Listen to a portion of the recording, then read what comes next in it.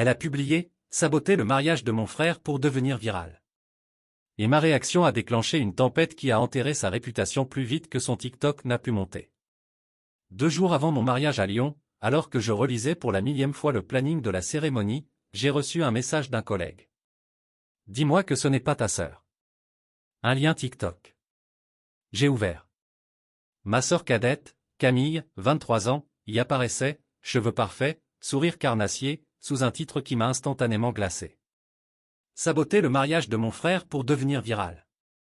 Dans la vidéo, elle riait en expliquant comment son grand frère Julien, tellement ennuyeux, allait se marier, et comment elle comptait rendre la cérémonie inoubliable. Elle décrivait tranquillement son plan, surgir en plein milieu de la cathédrale en hurlant « Je m'y oppose » ou, si ça ne suffisait pas, annoncer une grossesse imaginaire, avec le témoin. Tout ça pour casser Internet. Elle ponctua d'un clin d'œil. Il a toujours détesté que je sois plus populaire.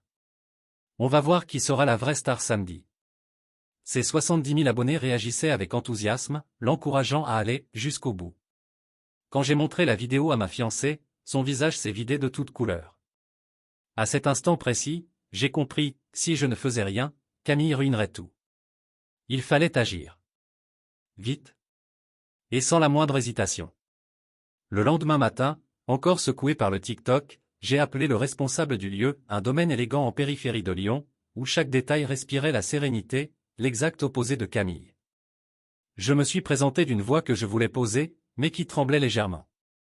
J'aurais besoin de mettre à jour la liste des invités, et d'ajouter une restriction particulière. Dans l'après-midi, j'ai envoyé un mail au coordinateur, photo de Camille, lien du TikTok, et une précision très simple. Refuser l'accès à cette personne, peu importe ce qu'elle prétend, promet ou hurle. La réponse est arrivée 20 minutes plus tard, concise, presque rassurante. Bien reçu. Ce n'est pas la première fois que nous gérons une tentative de sabotage familial. La sécurité est informée. Je n'ai rien dit à mes parents, inutile d'allumer un incendie dans une maison déjà pleine d'émotions pré-mariage. Mon père serait entré dans une colère froide que Camille aurait ensuite utilisée pour se victimiser publiquement, et ma mère aurait passé la journée à implorer qu'on se parle en famille. Non. Pas cette fois. Pas avant mon propre mariage. Le jour J, tout semblait parfaitement à sa place. Les fleurs sentaient la lavande, le soleil traversait les vitraux de la cathédrale Saint-Just, et même mes mains, pourtant si nerveuses d'habitude, restaient étonnamment stables. J'ai donné mon téléphone à mon témoin, Antoine, avec une consigne stricte. Si quelque chose arrive, tu gères. Moi, je reste dans ma bulle. Il a acquiescé. Antoine est ce genre d'ami solide, impossible à secouer, même par un tsunami émotionnel. La cérémonie a commencé. Ma fiancée avançait dans l'allée, sublime, et le monde entier semblait se réduire à sa silhouette. Au moment de prononcer mes vœux, j'ai entendu un bruit étrange venant de l'extérieur, une sorte de vacarme confus, mélange de cris étouffés, de pas précipités et, était-ce de la musique? Je n'ai pas tourné la tête. Je me suis raccroché à chaque mot de mes vœux comme à une corde au-dessus du vide. Mais après la cérémonie, alors que nous traversions le parvis sous une pluie de pétales, Antoine est venu vers moi, l'air partagé entre le fou rire et l'épuisement. Mon pote, tu ne vas pas y croire. C'est là que toute l'histoire m'a été racontée en détail, presque scène par scène, comme un film catastrophe à petit budget. Camille était arrivée en retard volontairement dramatique, vêtue d'une robe de mariée blanche, une vraie, avec un corset éclatant, un voile qui traînait par terre, et un bouquet de fleurs achetées dans l'urgence, encore dégoulinant d'eau.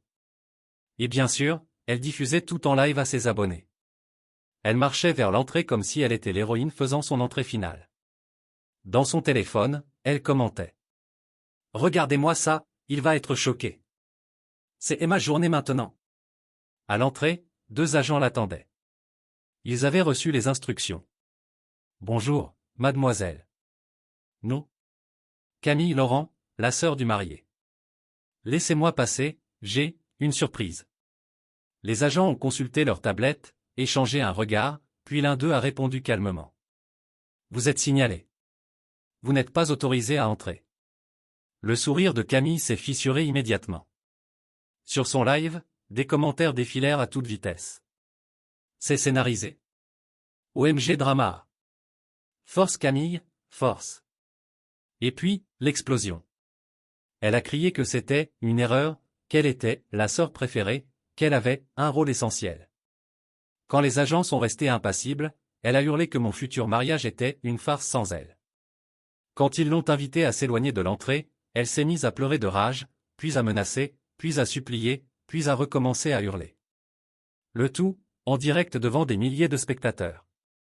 Selon Antoine, elle a même tenté un ultime sprint vers la porte voile au vent avant d'être stoppée net, mais avec douceur, par les agents.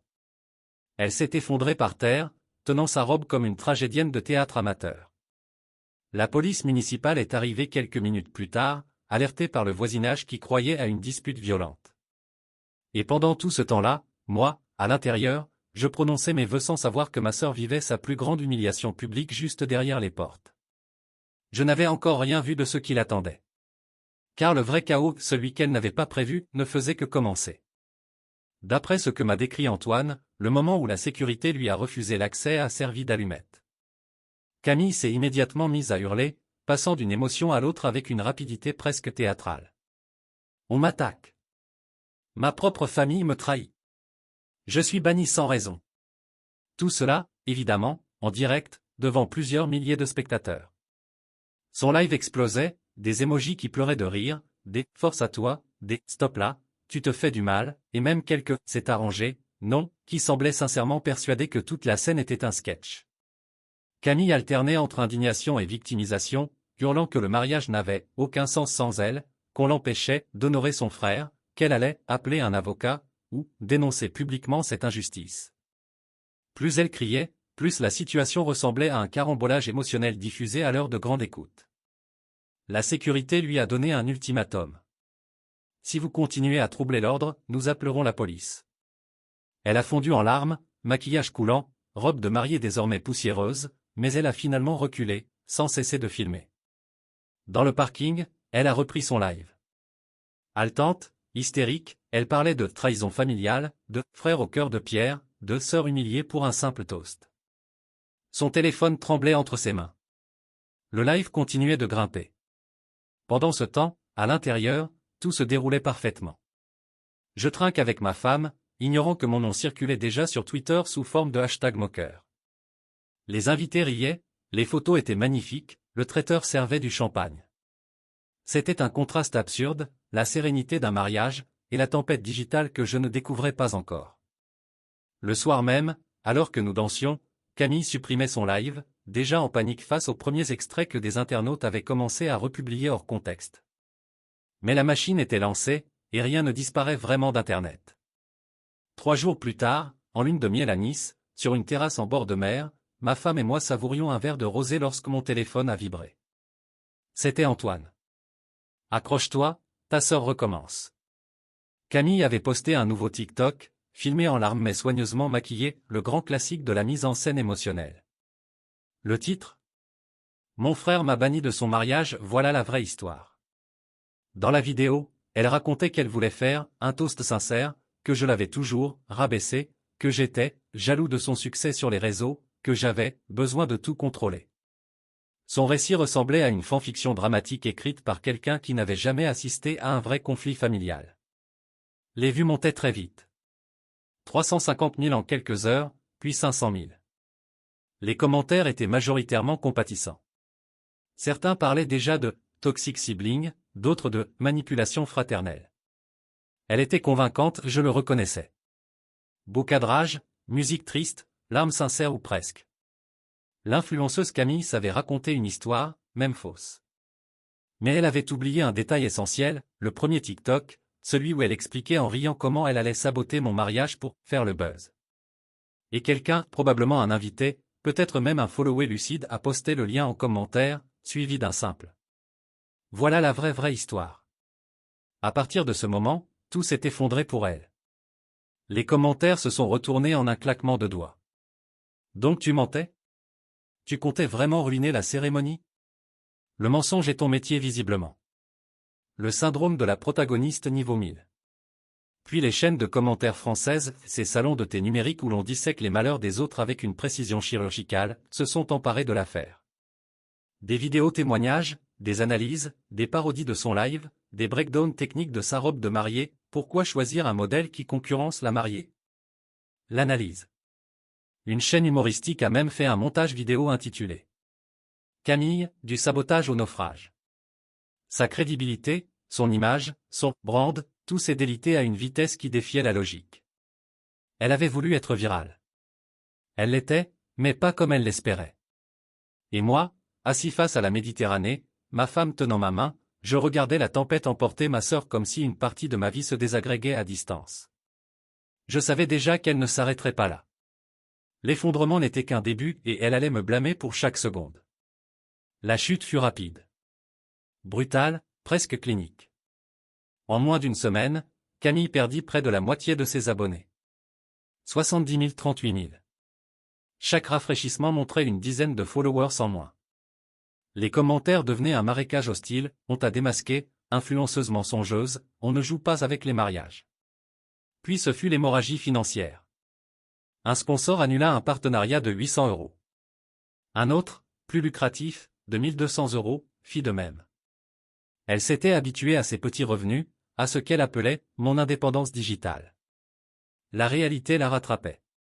Quand la panique prit le dessus, elle se tourna vers moi, naturellement ou plutôt, toxiquement. Les messages commencèrent, d'abord suppliants, puis accusateurs, puis mélodramatiques. « Julien, tu dois dire aux gens que c'était un malentendu. Tu as ruiné ma carrière. S'il te plaît, poste juste une story disant qu'on s'est réconciliés. Tu détruis ta propre famille pour un caprice. » Je les ai tous laissés en vue, sans répondre. Pas par vengeance, mais par instinct de survie. Chaque réponse aurait alimenté le feu. Puis mes parents s'en sont mêlés, évidemment. Un soir, autour du dîner, ma mère, les mains tremblantes sur son torchon, lâcha. « Julien. C'est ta sœur. Elle souffre. Elle ne sort plus de sa chambre. Tu dois l'aider. » Mon père ajouta, grave. « Ce lynchage public va la briser. Tu peux éviter ça. Parle-lui. » Le problème? Il ne savait pas la vérité entière. Il n'avait pas vu les lives.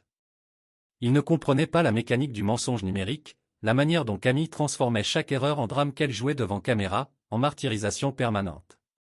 Et justement, Camille n'arrangeait rien. Elle commença à se présenter à chaque repas familial sans prévenir. Elle surgissait dans la cuisine alors que je servais le vin, ou dans le jardin quand je prenais l'air. Toujours le même refrain.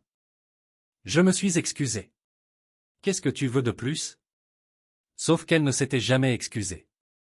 Elle exigeait, elle négociait, elle manipulait. Elle parlait d'excuses, mais ne les prononçait jamais. Puis elle franchit un cap. Un soir, après que je l'ai ignorée pour la 3e fois de la soirée, elle a sorti son téléphone réflexe automatique d'influenceuse et a commencé à filmer un clip Instagram lacrymal. Elle disait: « C'est difficile, quand on essaie de renouer, mais que son propre frère contrôle tout. » Je suis apparu dans le champ de la caméra, sans le vouloir, et elle a baissé la voix pour donner un effet dramatique. Quand on n'a pas le droit de parler? La manipulation était si flagrante qu'elle en devenait grotesque. Mais ses abonnés restants, déjà conditionnés à son storytelling permanent, la croyaient. Chaque fois qu'elle tentait un comeback, quelqu'un repostait à nouveau la vidéo d'origine, son TikTok de sabotage. Comme un fantôme numérique qui refusait de disparaître. L'algorithme de TikTok, impitoyable, finit par enterrer tout son contenu. Ses nouvelles vidéos faisaient à peine 800 vues. Une misère. Elle sombrait dans une spirale de panique. Elle envoyait des messages à tout le monde, amis, cousins, followers, faux comptes, même des journalistes locaux. Mon père me répétait: « Sois magnanime, Julien. Elle est jeune. Elle a fait une erreur. » Ma mère? Tu dois montrer l'exemple. Tu es l'aîné. Et moi? Moi, j'assistais à la désintégration publique de ma sœur, causée uniquement par elle-même. Ma patience, déjà fine comme du papier à cigarette, commençait à disparaître complètement. Elle voulait une rédemption publique? Elle voulait que je la lave de ses propres mensonges? Elle n'allait pas aimer ce qui allait suivre. Car si Camille était prête à tout pour revenir au centre de la scène, moi, j'étais prêt à tout pour quitter cette scène proprement. La contre-attaque approchait. Et elle n'aurait aucun moyen de la renverser. Ce qui devait arriver arriva, mes parents, désespérés par ce qu'ils appelaient la déchirure familiale, organisèrent une rencontre de réconciliation. Pas chez eux trop chargés émotionnellement, mais chez ma tante Françoise, à 20 minutes d'Annecy, dans une maison neutre, lumineuse, apparemment idéale pour une discussion, posée et adulte. Mon cousin Paul avait été désigné comme « médiateur impartial », un rôle qu'il n'avait jamais demandé mais qu'on lui avait collé comme un badge de scoutisme tardif. Il nous accueillit avec un sourire crispé, déjà conscient qu'il allait servir de pare-choc humain. Dès que ma mère me vit entrer, les larmes lui montèrent aux yeux. Notre famille s'effondre, Julien. Vous ne pouvez pas continuer comme ça. Elle s'accrocha à mon bras comme si j'étais sur le point de disparaître. Mon père, lui, joua sa carte préférée, la fermeté déguisée en sagesse. Elle a assez payé. Laisse tomber. Ça ne sert à rien d'entretenir la rancœur. Je les laissais parler, déverser leur inquiétude, leurs reproches à demi-mot, leurs besoins maladifs d'harmonie. Puis, calmement, posément, sans hausser le ton, je répondis. Elle a essayé d'humilier ma femme et moi devant des milliers de gens. Pas par maladresse. Pas par accident. Par choix. Pour faire des vues. Pas une seule fois elle n'a admis ce qu'elle a fait. Elle n'est pas désolée, elle a peur parce que sa carrière s'effondre. Ma mère voulut répliquer, mais à ce moment-là, Élise, restée silencieuse jusqu'ici, prit la parole. Elle avait ce calme tranchant qui rend chaque mot plus lourd. Camille a planifié le sabotage. Elle l'a dit elle-même dans une vidéo publique. Elle est venue en robe blanche à notre mariage. Elle a menti à des milliers de personnes et elle continue à faire de Julien le méchant dans son histoire. Elle n'a assumé aucune responsabilité. Rien. Ce n'est pas une erreur. C'est une décision. Le silence qui suivit fut presque physique. Ma tante s'arrêta en plein mouvement. Mon père se raidit. Ma mère baissa les yeux. Élise ne criait jamais. Alors quand elle parlait ainsi, on l'écoutait. Paul, pourtant déterminé à rester neutre, leva les mains. Franchement. Camille a dépassé les bornes. On peut comprendre qu'elle soit stressée, immature, influençable, mais là, c'était grave. Je n'aurais pas pu rêver meilleur soutien. Mes parents, enfin, semblèrent perdre de leur combativité. Mon père soupira. Ma mère essuya ses larmes. Alors, que veux-tu, Julien? La voix était plus douce, presque résignée. Je me reculai dans ma chaise, observant un instant la pièce, la nappe immaculée, les rideaux tirés sur le lac, le parfum de pot-au-feu qui flottait depuis la cuisine, ce contraste absurde entre le décor paisible et le sujet explosif. Puis je répondis lentement, chaque mot pesé. Je ne ferme pas la porte pour toujours. Mais pour qu'elle puisse s'ouvrir, Camille doit dire les vrais mots. Pas « je suis désolé que ça se soit mal passé ». Pas « je voulais juste faire un geste ». Pas « les choses ont dégénéré ». Non. Les seuls mots qui comptent. Oui, j'ai fait ça. Oui, j'ai voulu saboter votre mariage. Oui, j'ai menti. Je l'assume. Tant que ces mots ne passent pas sa bouche, tout restera comme ça. Ma mère hocha la tête lentement, comme si ces phrases pesaient sur elle. Mon père croisa les bras, pensif, sans me contredire pour la première fois. Paul conclut, d'une voix neutre mais ferme. On ne peut pas reconstruire quelque chose sur des mensonges. Il faut qu'elle le comprenne. Je sentis Élise glisser sa main dans la mienne. Je ne voulais pas la guerre. Je voulais juste la vérité. Mais je savais que pour Camille, la vérité était un terrain qu'elle n'avait jamais appris à traverser. Et que cette rencontre, pour elle, n'était pas une intervention. Mais un ultimatum silencieux. 3 semaines ont passé, suffisamment longues pour que la poussière retombe, mais pas assez pour que les cicatrices disparaissent. La chute de Camille continue, lente mais inévitable. Ses 70 000 abonnés d'autrefois ne sont plus qu'un souvenir affiché sur des captures d'écran. Elle en compte désormais à peine 25 000, un public encore présent, mais désormais sceptique, fatigué de ses tentatives de rédemption montées comme des capsules dramatiques. Ces vidéos ne font presque plus de vues. Quelques centaines parfois, rarement plus de 1000. Des commentaires polis, ou pire, l'indifférence. L'algorithme l'a oublié, comme on oublie une mode qui a trop brûlé trop vite. Elle a supprimé tout ce qui touchait au mariage, le live, les excuses déguisées, les vidéos où elle m'accusait à demi-mot. Mais le problème avec Internet, c'est que ce n'est pas un tableau noir que l'on efface, c'est un musée, et chacun peut imprimer ce qu'il veut avant que l'artiste regrette son œuvre. Les extraits existent toujours, repostés, redécoupés, analysés. Elle avait cherché la lumière, elle s'y est brûlée. Paul m'a donné quelques nouvelles, sans insister. Camille aurait déposé plusieurs CV à Marseille, dans des boutiques, des centres commerciaux, même un magasin de cosmétiques. L'argent commençait à manquer. Les partenariats s'étaient évaporés. Elle dit qu'elle veut repartir à zéro, m'a-t-il confié, mais elle ne sait pas vraiment comment. Je n'ai pas répondu. Je ne savais pas quoi dire. Un soir récent, Élise et moi avons ouvert l'album de notre mariage. Nous étions sur le canapé, un verre de vin à la main, la lumière douce dans le salon.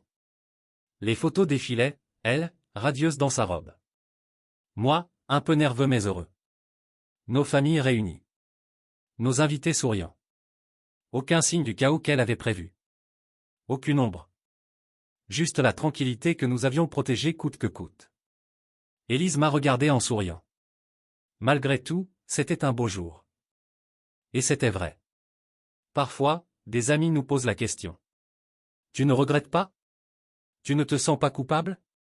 Je me sens mal que Camille ait choisi la célébrité facile plutôt que sa propre famille.